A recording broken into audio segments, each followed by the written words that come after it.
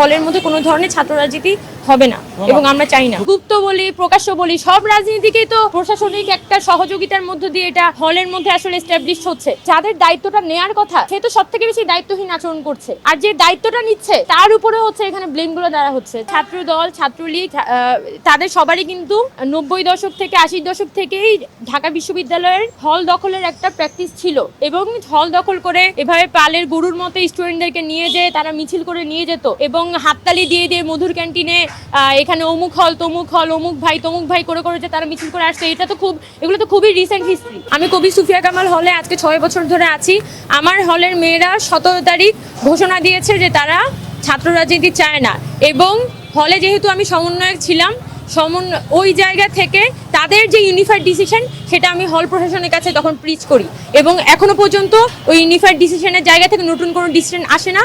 তো আমি বলবো যে আমি একজন রিপ্রেজেন্টেটিভ আকারে আমার ওই ডিসিশনটাতে আমি স্টিক আছি যে হলের মধ্যে কোনো ধরনের ছাত্র রাজনীতি হবে না এবং আমরা চাই না। এখন ছাত্র ইউনিয়ন যখন কমিটি দিয়েছিল তখন আসলে কতজন স্টুডেন্টই বা এটা নিয়ে ভাবান্তর ছিল। তখন তো তারা জগন্নাথ হলে একটা কমিটি দেয়, এবং জগন্নাথ হলের কমিটির পরে কি জগন্নাথ হলের স্টুডেন্টের মধ্যে থেকেও কি কোনো প্রতিক্রিয়া এসেছে কিনা এটাও কিন্তু ভাবাটা গুরুত্বপূর্ণ।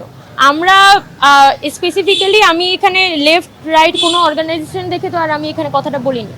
আমি কিন্তু যখন দাঁড়িয়েছি, আপনারা একটা জিনিস কিন্তু বারবার হচ্ছে যে জিনিসটা করতেছেন যে আমি যখন গতকালকে অবস্থান নিই বা এখানে রোকেয়া হলের স্টুডেন্টরাও যখন কথা বলে, অন্যান্য মেয়েদের হলের স্টুডেন্টরাও যখন কথা বলে, হ্যাঁ অনেকে হয়তো পলিটিক্সের সাথে জড়িত, অনেকে পলিটিক্সের সাথে জড়িত না, কিন্তু যখন সমস্যারে এই কথাটা উঠে যে এখানে একটা ব্রিজ, এখানে একটা কমিটমেন্ট ছিল যে ছাত্র রাজনীতি হবে না, এরপরে যখন আমি দেখলাম যে এখানে একটা কমিটি হয়ে গেছে, তখন কিন্তু আমাদের হলের পক্ষ থেকে আমি একটা অবস্থান কর্মসূচি যাই এবং হলের যে প্রশাসন তাকে আমরা বলি, এবং আমার স্টেটমেন্টে তো কবি সুফিয়া কামাল হলের সাধারণ শিক্ষার্থীবৃন্দ এটা খুব পরিষ্কারভাবে লেখা ছিল যে আমি আমার হলের যে শিক্ষার্থীরা তারা যখন এনরেজ হয় তাদের পক্ষ থেকে আমি তখন এই অবস্থানটাতে যাই, যে কারণ আমার হলের স্টুডেন্টের সাথে একটা কমিটমেন্ট ছিল। সেই জায়গাটা আমি আসলে কোনোভাবে চাইনি যে এখানে ব্রিজটা হোক, এবং আমার যে দায়বদ্ধতা ছিল সেই দায়বদ্ধতার জায়গা থেকে আমি এখানে কথাটা তুলি। এখন আরেকজনের সাথে বলতেই পারছি, যেহেতু এটা তার পলিটিক্স, তার তো এখানে তার পলিটিক্স এস্টাবলিশ করতে হবে। সে এখন এসে বলবে ছাত্র ইউনিয়নের কথা আমি বলি না কেন। তো ঠিক আছে, এখানে ছাত্র ইউনিয়নকে তো কোয়েশ্চেনের মধ্যে আনতে হবে, দুনিয়ার সবার কথাই আমাকে বলতে হবে, কিন্তু প্রশাসন যে সবাইকে স্পেস করে দিয়ে, মানে গুপ্ত বলি, প্রকাশ্য বলি, সব রাজনীতিকেই তো প্রশাসনিক একটা সহযোগিতার মধ্য দিয়ে এটা হলের মধ্যে আসলে এস্টাবলিশ হচ্ছে। যারা হলের স্টুডেন্টরা আছে তারা খুব পরিষ্কারভাবেই কিন্তু বুঝতে পারে যে আসলে কোন রাজনীতি, যে সকল ধরনের রাজনীতি কিন্তু হলের মধ্যে প্রচ্ছন্ন প্রশাসনিক ছায়ায় এটা এস্টাবলিশড হচ্ছে। তো যাদের দায়িত্বটা নেয়ার কথা সে তো সব থেকে বেশি দায়িত্বহীন আচরণ করছে, আর যে দায়িত্বটা নিচ্ছে তার উপরে হচ্ছে এখানে ব্লেমগুলো দেওয়া হচ্ছে। তো আমি মনে করি যে বিষয়গুলো আসলে উদ্দেশ্য প্রণোদিত এবং পাল্টা কোশ্চেন, যেহেতু এখানে পাল্টা একটা কোশ্চেন তুলতে হবে, পাল্টা এক ধরনের একটা ভিলিফিকেশনের মধ্যে ফেলতে হবে, তাই আমাকে এই ধরনের একটা পাল্টা কোশ্চেন ছুড়ে দেওয়া হয়েছে।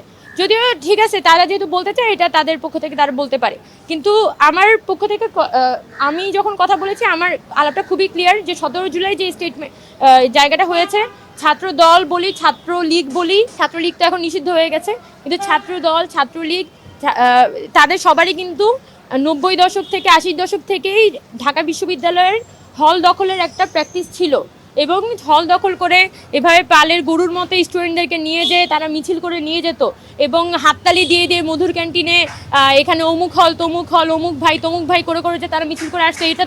এগুলো তো খুবই রিসেন্ট হিস্ট্রি। তো ওই ট্রমা তো আমাদের স্মৃতি থেকে সরে যায় নাই। তো এই প্রিভিয়াস হিস্ট্রিতে ছাত্র দলের আছে, তো এই প্রিভিয়াস হিস্ট্রিতে তারা রিপিটেশন করবে না, ওই ধরনের কোনো কমিটমেন্ট রেখেও তারা এসেছে, তার মুখে বলছে যে হ্যাঁ আমি করব না। তো আপনার মুখের কথাই তো আজকে মুখের কথা কালকে সকালবেলা চেঞ্জ হয়ে যায়।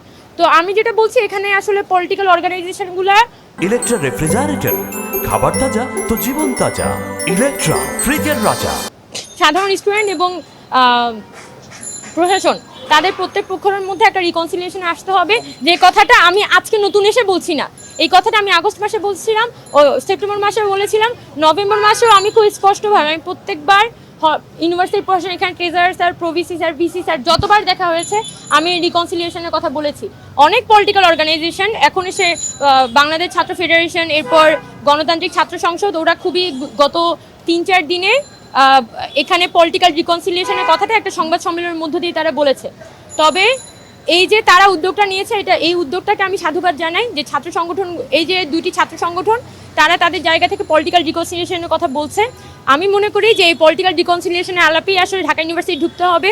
যে এবং এই ঢাকা ইউনিভার্সিটি যে একটা একাডেমিক স্পেস, এটা যে আসলে একটা পড়াশোনা করার জায়গা, এবং পড়াশোনার অ্যারাউন্ড যে বাকি জিনিসগুলো সাজানো হবে, পড়াশোনা এবং পড়াশোনার পাশাপাশি কি কি থাকতে পারে এবং কি কি করলে আসলে পড়াশোনাটা ব্যাঘাত ঘটবে না, সেই বিষয়গুলোর মধ্যে অ্যারাউন্ডই আসলে প্রশাসনকে ভাবা উচিত।